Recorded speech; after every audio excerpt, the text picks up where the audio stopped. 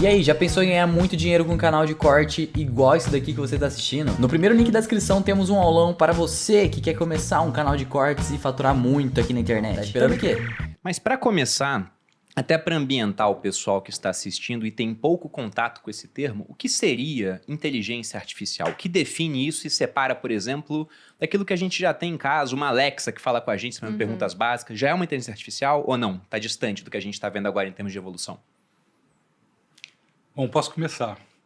Essa definição ela não é tão bem definida nem no ambiente de tecnologia. Porque se você pensar num termo amplo, inteligência artificial é qualquer coisa que tenta simular a mente humana.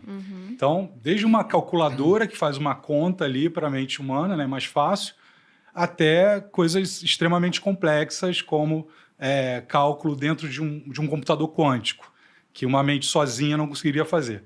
Então, vai depender da fonte que você vai buscar para essa definição. Mas, no geral, o que a gente vê no setor de tecnologia é que a gente busca chamar de inteligência artificial quando você tem o que a gente chama de aprendizado de máquina, tá? Que são algoritmos, ou machine learning em inglês, são algoritmos que eles aprendem com os dados. E aí, dentro desses algoritmos, existem várias categorias.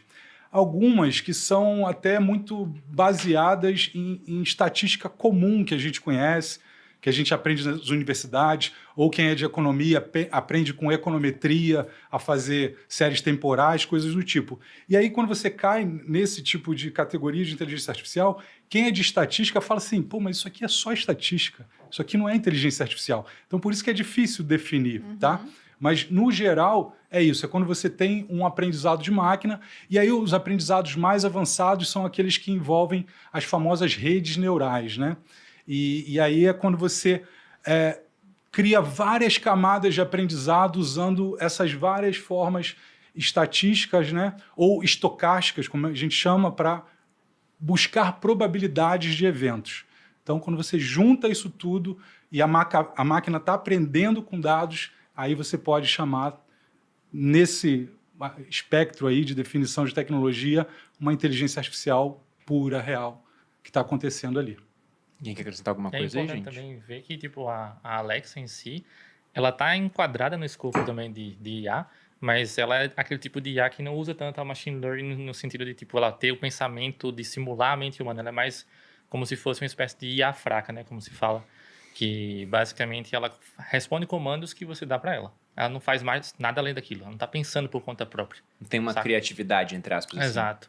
Então, tipo, é bom deixar claro isso também, porque a Alexa, a gente pode pensar que não seja uma IA, porque ela só faz responder os nossos comandos, mas basicamente ela é uma. Tá. Eu tenho a impressão, eu não vou definir tecnicamente, mas eu tenho a impressão que o que o ser humano faz é transformar dados em informação e informação em insight. É isso que nós fazemos o tempo inteiro, é assim que o nosso cérebro processa, né, tudo que entra e sai dele. E o fantástico que está acontecendo neste momento, já que a Alexa tem vários anos, o que a gente está percebendo com o ChatGPT, mas com outros também, é que pela primeira vez eu tenho visto, para meu espanto e ao mesmo tempo fascinação, é que a inteligência artificial está recebendo dados, transformando em informação e, em seguida, gerando insights. E isso é realmente espetacular. Então, vou dar um exemplo. Eu perguntei ao ChatGPT recentemente, para tentar pegá-lo, eu perguntei ele assim, eu queria que você me desse, né, ou fizesse uma análise comparativa sobre a ótica da existência humana entre a religião budista e as obras de Shakespeare. Nossa. Uau. Eu achei que ele... Agora eu peguei ele. Eu achei que ele ia assim, desistir, tá de embora. sacanagem, né? Tá de sacanagem, exato. Bom, para meu espanto, ele começa respondendo assim, antes de fazer esta análise comparativa, é importante a compreensão exata do significado da palavra amor. Você já começa, você se mexe na cadeira, mas o que é? Ele continua dizendo o seguinte, houve na progressão da civilização um reducionismo da palavra amor. Ou seja, a gente chama de amor muita coisa quando tem significados diferentes. Na Grécia Antiga, veja bem onde ele vai. Vai falar de amorfilia. Havia Eros. 2 tipos de amor. O Olha que amor interessante. eros, que era o amor mais sensualizado, apaixonante, e o amor ágape, que era o amor mais filial, mais fraternal. Essa altura eu já estou parado, eu estou com Impactado. medo, tá certo? E aí ele começa então a fazer a comparação de quais desses tipos de amor a gente encontra nas obras de Shakespeare e na religião budista. E mostra que, no fundo, Shakespeare escondia pela era romântica muito Eros, transformando Eros em amor ágape, mas no fundo tinha. Ou seja, é de uma complexidade que eu diria a você o seguinte: tem muito filósofo que demoraria uns 2 anos para dar a explicação que ele deu em 2 minutos. Então, inteligência artificial é algo que evolui e que, se a gente visse há 1 ano atrás, seria totalmente diferente de hoje. Então, se eu pudesse resumir, a capacidade de transformar dados em informação em insight, é o processo pelo qual eu estou vendo vai a evolução da inteligência artificial. É engraçado isso, porque eu também fui tentar pegar o ChatGPT. Falei, Todo vamos ver se esse mundo negócio é tão bom Mas assim. peraí, deixa eu dar só um pause. Diga. Para quem não sabe ainda o que é chat GPT, é bom a gente explicar, né? Eu nem sei explicar. Eu ia explicar, mas aí é porque é um site, não é um site, é uma página. Foi uma criação de uma empresa, né? Mas se alguém quiser explicar melhor, que acompanha mais isso, da OpenAI, né? Eu fui beta tester do ChatGPT quando eles liberaram, mais ou menos 2 anos. E no início, né, a gente só acessava via APIs, que são interface programa a programa.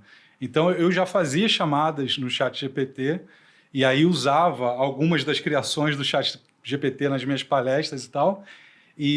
Só que agora eles disponibilizaram uma interface que todo mundo pode acessar como se fosse um chat de conversa mesmo. Sim. Então, como o Walter falou aqui, você pode entrar lá, fazer uma pergunta e ele vai completando ali esse raciocínio de máquina. Se jogar no Google chat GPT, a gente entra acha nessa... Sim. Ainda acha. esse Só bom ter acesso. Porque cuidado. talvez ele queira dar um boicote depois de um tempo, né? eu- Porque vira uma competição muito grande. Não, eu imagino que vai cobrar por isso alguém. Já Não. cobra, né? Não é questão de cobrar, por exemplo, mas é porque, para que perguntar para o Google, que vai mostrar um monte de resultados, sim, e o os primeiros Google. são anúncios? Entendi. Você pode perguntar para a inteligência artificial, ela te dá a resposta na hora, por exemplo. E se você perguntasse para o Google, você não ia ter resposta. Você cai alguns vídeos de pessoas falando algo parecido. Se eu tivesse feito a mesma pergunta, o Google teria dado talvez 1 milhão de sites onde a palavra Shakespeare e a palavra religião Estão budista juntas. estão presentes, e depois eu é que pego aqueles dados e transformo em informação e depois gero insight. O que o ChatGPT faz é já vai direto para o insight. Então, Foi bem Houston, we interessante. have a problem. Mas E- como você pegou o chat, amor? Primeiro Você eu fiquei tentou, né? conversando com ele. Eu pedi para fazer, por exemplo, um poema falando da história de Bruno, um jovem rico, né, inteligente, culto. Enfim, Lá vem. a gente pode falar que no começo do Conde de Monte Cristo tem isso, né? Um homem excepcional passando por circunstâncias extraordinárias, basicamente foi o que eu falei de mim, e Malu Perini, que era uma jovem assaltante de bancos, né, muito bonita e perigosa. Ele escreveu um poema Bonnie sobre and Clyde. isso. Perfeito. Escreveu um poema e ficou legal até. E aí eu perguntei em português e perguntei em inglês. O de inglês estava rimado. O de português inicialmente não estava. Eu pedi para ele rimar, ele rimou, ficou meio bosta em português. O inglês ficou muito bom, no final até postei nas redes sociais. Mas eu queria ver se ele tinha realmente tanto conhecimento ou se ele era mais ou menos como uma pessoa, que também erra às vezes. E comecei a perguntar de mitologia. Eu perguntei sobre a Guerra de Troia.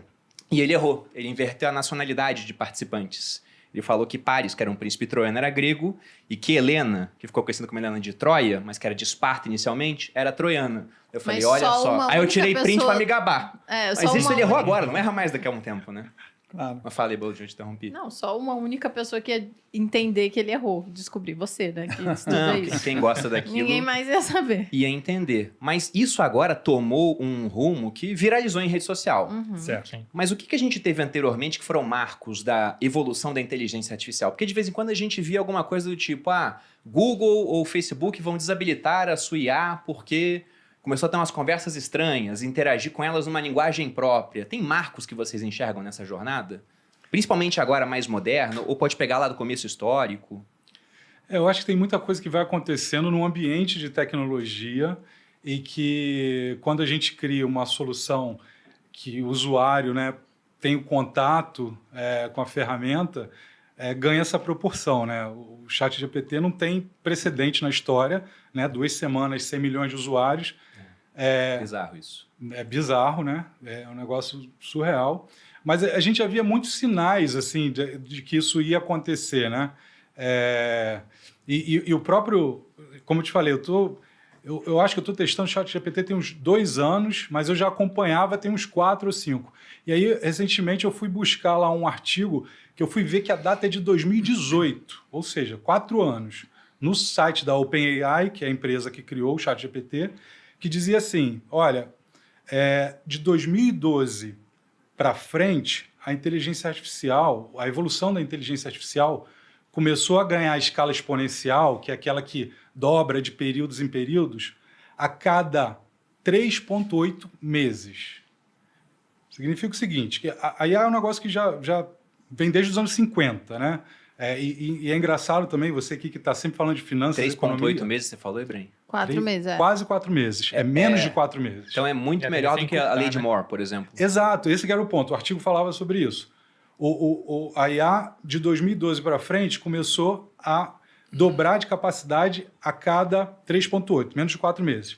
O que superava a lei de Moore em 3 vezes, porque a média da lei de Moore é 18 meses.